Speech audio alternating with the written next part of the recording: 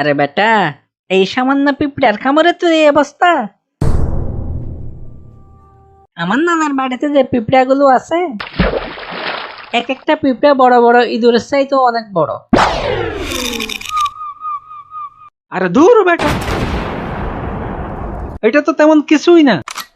আমার দাদার বাড়িতে যে ইঁদুরগুলো আছে,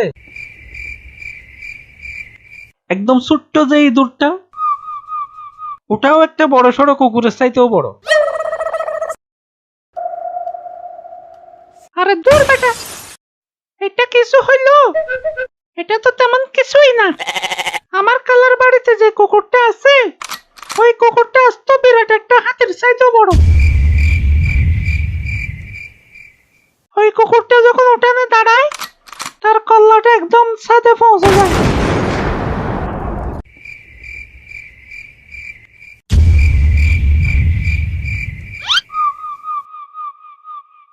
ও যেটা, আপনি কি ইঁদুরের মতো পিঁপড়ে হাতির মতো কুত্তা দেখেন নাই? আমাদের গ্রামে অনেক মরিচের চাষ হয়। মরিচের চাষ তো সব জায়গায় হয়। এটা আবার বলার কি হইলো? এই মরিচ অনেক জাল। সব মরিচই জাল হয়, এটা আবার নতুন কি? এই মরিচের এক একটা ওজন 30 থেকে 40 কেজি। একদম ছোট্ট যে মরিচটা, সেটাও একটা বড় সড়ো মিষ্টি কুমড়ার মতো। এই মরিচ কি করে?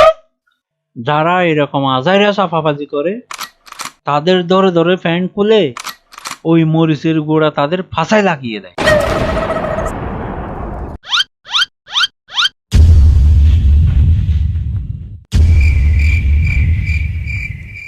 ওই মরিচের গুঁড়া কিন্তু আমার দোকানেও আছে।